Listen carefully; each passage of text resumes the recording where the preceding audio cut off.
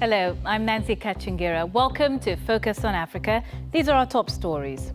As Cameroon prepares for elections, the United Nations calls for immediate investigations into a wave of killings in the country's English-speaking regions.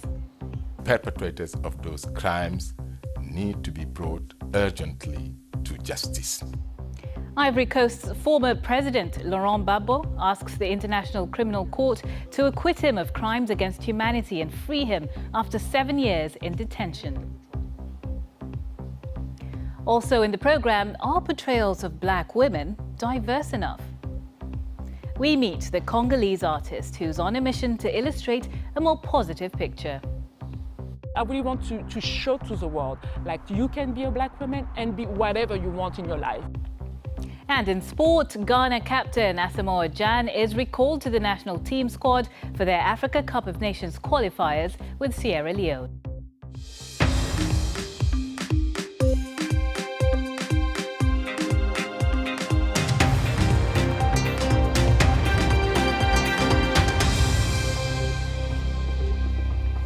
Thank you for joining us on Focus on Africa from BBC World News. Let's start with Cameroon. The UN Special Advisor on Prevention of Genocide has called for immediate investigations into a wave of killings in the country's English-speaking regions. In an interview with the BBC ahead of presidential elections on Sunday, Adama Dieng said both sides should sit around the table and talk to end the conflict. The comments come as Anglophone separatists in Cameroon, who've been put under a 48-hour curfew, mark a year since they made a symbolic declaration of independence. Our correspondent, Kilian Gala, sent this for us from Douala. This is Douala, Cameroon's economic capital. Denizens here seem to be going around doing their business as if nothing were happening. But indeed, Douala is going through considerable strain. Thousands of people fleeing conflict from Cameroon's northwest and southwest regions have found refuge here. Now, the conflict came to a head on October 1st, 2017, when separatists in the English-speaking parts of the country declared what they called the Independent Republic of Ambazonia. The government cracked down, and it has led to intermittent battles between the separatists and government forces. In the process, at least 400 people have been killed and 200,000 more displaced. Now, human rights bodies have condemned both sides for violating human rights in this conflict. The latest condemnation, the latest comment actually comes from the UN Special Advisor on Prevention of Genocide, Adama Dieng, and this is what he has said. He has said the crimes committed by both parties need to be independently investigated, and perpetrators of those crimes need to be brought urgently to justice. What is happening today? The crimes committed by both parties need to be properly and independently investigated, and the perpetrators of those crimes need to be brought urgently to justice, so that people know that no one is above the law, that all Cameroonians are equal. No one, as I said, should be excluded, and therefore it is very important that people sit around the table. The Anglophone, you have part of the Anglophone community in Cameroon who are not supporting at all the idea of a secession. They are totally against. You have also Francophone in Cameroon who feel that they are also victim of exclusion, and I sincerely hope that after the upcoming election in early October, after those elections, that the situation will be handled properly and that a dialogue will be installed. Do you feel that under the current situation, what is happening, the atrocities that are being committed in Cameroon, the country is ready for an election at this moment? Let's only hope that the election will go smoothly, and that at the end of the day, peace will prevail. I mean, there are Anglophone who are running also for this election, so that is a good sign.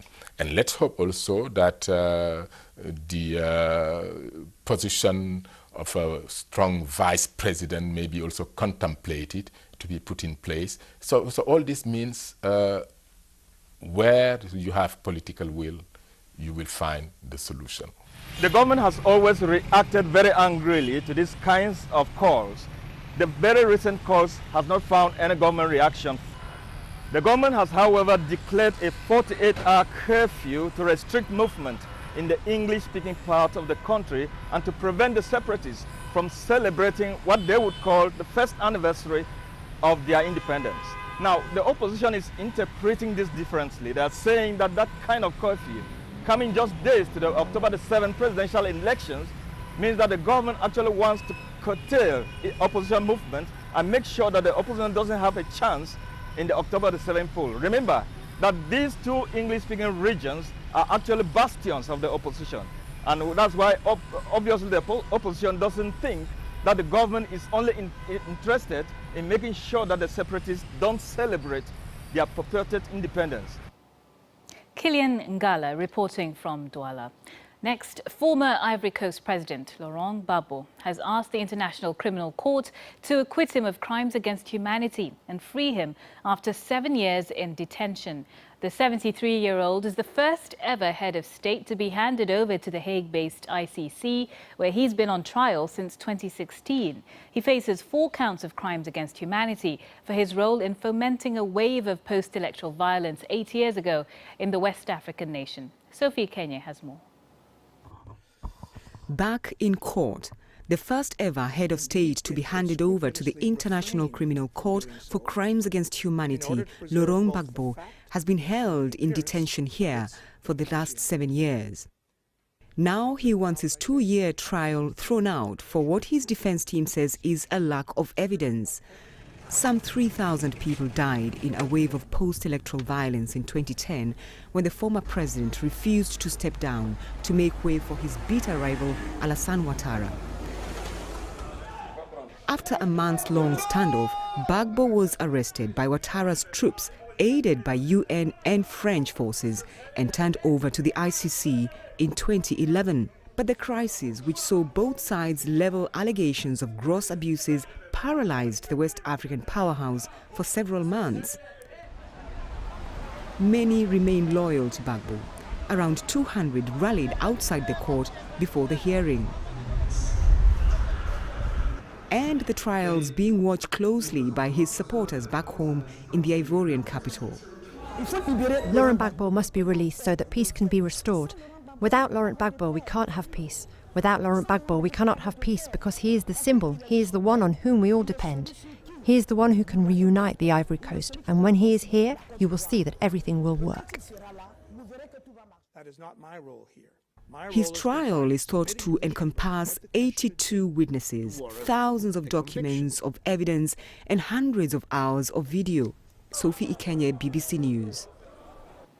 Well, the International Criminal Court itself is facing strong criticism, most recently from the United States, but also from many African nations. The BBC Reality Check team looked into the court's record.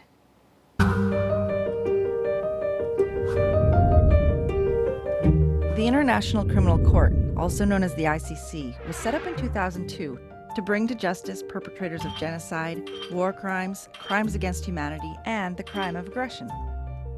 But the effectiveness and legitimacy of the court has been widely questioned. The U.S. has been especially vocal in its opposition. As far as America is concerned, the ICC has no jurisdiction, no legitimacy, and no authority. So, is the ICC up to the task of bringing justice? The ICC has 123 members. But many countries, including the US, Russia, and China, are not part of the court and do not accept its jurisdiction.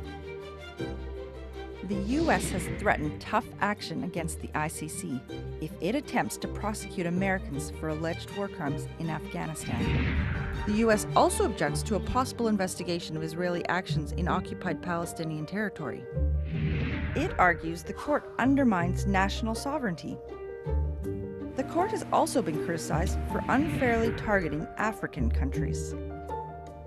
Of the 26 cases brought before the court so far, all have dealt with crimes committed in Africa. To date, the court has reached verdicts in 6 cases, resulting in 8 convictions and 2 acquittals. The court says it is examining many alleged crimes outside Africa. In September 2018, it announced a probe into the treatment of the Rohingya Muslims fleeing ethnic violence in Myanmar. But Myanmar is not a member of the ICC and does not accept its jurisdiction. The court has found a way around this. It has determined that elements of the alleged crimes against the Rohingya took place in Bangladesh, which is part of the ICC. The court is now opening a preliminary examination. But even so, it's not certain that perpetrators can be brought to trial. Since the ICC does not have its own police or enforcement body, it would rely on Myanmar to extradite suspects. This demonstrates just how difficult it is for the court to carry out its work, especially without the support of some of the world's most powerful nations, such as the United States. The ICC says it will continue to do its work undeterred. That's from the BBC's Reality Check team. Let's now take a brief look at other stories making headlines across Africa. A suicide car bomb hit a European Union armoured convoy today in Somalia's capital, Mogadishu. It damaged one vehicle, but there were no casualties, according to police. The attack happened near Somalia's defence ministry and was targeted at Italians who've been training Somali soldiers. Witnesses told the BBC they've seen at least 5 injured civilians. The militant group, Al-Shabaab, has claimed responsibility. Police in Zambia arrested 2 Chinese nationals at the weekend over allegations that they were giving illegal military training to members of a local security firm. In total, at least 11 people, including Zambians, were arrested in the operation in the country's tourist capital, Livingstone. Police confiscated shotguns, a pistol and some ammunition. This is Focus on Africa from BBC World News with me, Nancy Kachingira. We've still got this to come. The Confederation of African Football pledges its support to FIFA President Gianni Infantino for another term as FIFA President. Peter will have all the details. I'm Nancy Kachingira. This is the top story this hour. As Cameroon prepares for elections, the United Nations calls for immediate investigations into a wave of killings in Cameroon's English-speaking regions. Now, 3 months ahead of long-delayed elections in the Democratic Republic of Congo, leaders of 7 opposition parties have pledged to unite behind a common candidate to face President Joseph Kabila's chosen successor, Emmanuel Ramazani Shadary. Our reporter in Kinshasa, Louise Dewast, has spoken to one of the 4 likely candidates, Felix Tshisekedi, leader of DR Congo's oldest opposition party, the Union for Democracy and Social Progress. Let's go live now to Louise in Kinshasa. Louise. Felix Tshisekedi is relatively new to politics, but his father, Etienne Tshisekedi, is arguably this country's most significant opposition leader, was during his lifetime. Now that Felix Tshisekedi is at the head of his party, he knows that the opposition needs to unite because in a single round elections, multiple candidates could fracture the vote. One point that the opposition, all the opposition parties agree on is that they are against the use of electronic voting machines that the Electoral Commission wants to use and which they claim could be used to cheat. Take a listen to Felix Tshisekedi. My first question to him was whether he would be willing to go to the elections with these electronic voting machines. À ce stade, non, parce que tout simplement. Right now, no. Simply because the Westminster Foundation for Democracy just concluded its report and made 15 observations that, for us, are reasons to be wary of these machines. So you see, right now, if we go to elections ignoring these 15 observations that are very important, very pertinent, it would be suicide. In this context of restriction on civil liberties and a number of violent incidents in the past 2 or 3 years, is it really possible for the opposition to campaign throughout the country? It's true that the context isn't normal. It's true that it's a context that's even very dangerous, very unstable. But at the same time, there's a strong wish from our people to go to the elections because people are tired of this regime. And so now it's a question of change. And the desire for change is very strong among our people. You seem pretty confident that you're going to be elected on December 23rd. Oui, mais à ce stade, je suis encore... Yes, but at this stage, I'm still the candidate for my party, and I can't speak for someone else who is unknown, the opposition's common candidate. So for now, yes. And I think that even if I step away tomorrow in favor of the common candidate, he has as much chances as I do of winning. Your father was a historic figure in this country. Is it difficult to step in his shoes? C'est à la fois difficile. It's difficult. It's a challenge and an honor all at the same time. It's difficult because he was an important man, and I absolutely do not have the ambition to rival him. He's my master, and you don't rival your master.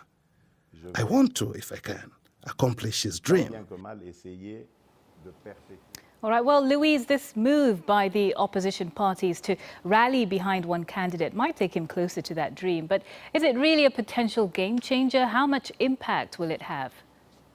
So it's worth noting that the opposition wasn't able to unite in previous elections in 2006 and 2011. So if they did, it would be significant and it would increase their chances. But for the elections to be really credible and peaceful, there are also a lot of security challenges and logistical hurdles organizing the elections that the country continues to face.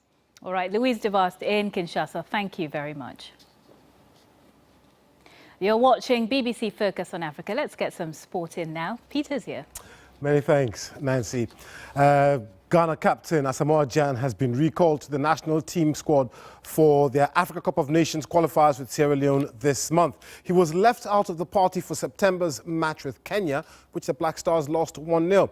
There's still no place for Andre Ayew or his brother Jordan Ayew. Kwadwo Asamoah of Inter Milan, who was back in the fold for the first time in 4 years for the Kenya game, retains his place. But it's bad news for Cameroon Nation Cup winning goal scorer Vincent Abubakar. He's out for several months with knee ligament damage. Meanwhile, Cameroon insists it will be ready to host the 2019 Africa Cup of Nations. The Confederation of African Football will hold 2 more inspection visits amidst concerns about preparations and security. But the Cameroon FA says big strides are being made. Malawi's Walter Nyamilandu has been elected as the continent's newest representative on the FIFA Council, beating South Africa's Danny Jordan. Nyamilandu was elected to the FIFA Council at a special sitting of the Confederation of African Football. He replaces Kwesi Nyantakyi of Ghana. Nyantakyi was accused of receiving a bribe earlier this year. He's always denied any wrongdoing. The FIFA Council is the main decision-making arm of world football's governing body, with members drawn from each of the sports regional confederations. Meanwhile, the Confederation of African Football has officially endorsed the candidacy of Gianni Infantino for a second term as FIFA president. The endorsement was made at the Special Congress in Egypt. Afterwards, Infantino, who attended the meeting, said he looks forward to working with CAF to move African football forward. It's very important we can continue to work together. We are on the same page. It's not just about positions or titles, it's about working. It's about getting the necessary discipline, getting the necessary actions in place for African football to prosper. We all know about the strengths of African football, the passion, the talent that exists, and we know what we need to do to bring African football forward. We need to focus on football development, we need to focus on infrastructure, we need to focus on competitions. Now, several football legends returned to the pitch at the weekend to take part in this year's Kanu Heart Foundation's charity football game. Robert Pires, Michael Essien, William Gallas and Arsene Wenger were amongst those who turned up to try and raise awareness and money to build a permanent facility for children with heart problems in Nigeria. Stanley Kwenda was there. It's a condition he knows firsthand. In 1996, his world came crashing down after he was diagnosed with a heart ailment which halted his football career for a year. Thanks to a successful surgery, he went on to build a football career playing alongside some of the world's best players. Now he wants to give back. The goal of the foundation is to build hospitals in Africa, starting from Nigeria. Right now, we do take the kids from Nigeria expensive. So imagine if you have hospital, our own kind of hospital in Nigeria, the money used for one patient, you can use it for 4. So that's what we are driving at. This is a dream which started in 1996 when Kanu discovered that he had an heart ailment while he was still playing for Inter Milan in Italy. His dream has always been to build cardiac hospitals across Africa, and today was the first step in realizing that dream. Along the journey, he's counting on some old friends. For me to be here today is a great honor, to support Kanu, the Heart Foundation for the kids all over the world, And you have to give these guys a credit as well to take their time to be here today to support Kanu for the charity for the Kanu Heart Foundation, and it's a great honor to be here today. The foundation has so far facilitated 542 successful heart operations. I'm very, very happy that the foundation was able to help me, and I'm alive today. I'm a student, and I'm hoping one day, what this foundation has inspired in me is to one day help other children who also suffer the heart problems. Many came to watch their football heroes in action. Among them, Kolo Toure, Laurent Gbagbo, Sol Campbell, and many others. It was also the first opportunity for former Arsenal manager Arsene Wenger to coach a football team since he left the North London club. The African Masters team may have lost the game 4-2, but they were happy to have lent a hand to a worthy cause. Stanley Kwenda, BBC News, London. Reporting for BBC. Do video. They all still look pretty fit.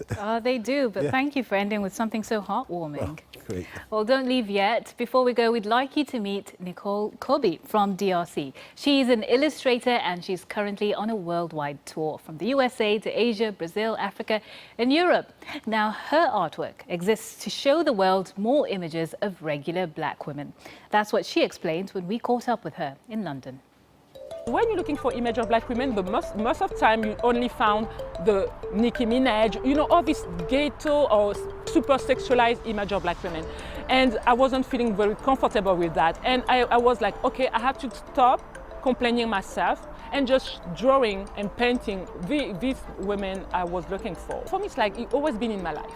As a kid, I spent all my time drawing on my parents' magazines, so drawing black women in magazines. So I spent all my life doing that. At school, my teachers, my illustration teacher always see something in me and talk to me, you have to do that. Or even my father told me, you have to go to the Beaux-Arts, which is the biggest school academy in France. And I always feel like, when I draw, I feel really happy. My artwork, I really want to show to the world, like you can be a black woman and be whatever you want in your life. You can be a president of your country, you can be whatever you want. Really, it's what I want to show in my artwork. And the positive side, as I said, is to see all these different black women coming and say, oh yes, we need that. We are from the same place, Africa. We take different boats, but we all from the same place. I was in Brazil, I was in the US, I was in South Africa, I'm here in London, I was in Amsterdam, and my audience is 100% black women. So black women can support each other, and black women, we support each other, of course. We have to stop to think like people think about us, like we don't love ourselves, we don't like. Black women come to see my artwork because it's them. They want to see themselves in art. So I want to reunite all the black people. Maybe I'm just a dreamer, but Martin Luther King dream, and I can dream too. A picture-perfect ending to our program today. Thanks for joining us here on Focus on Africa. Goodbye for now. We'll see you next time.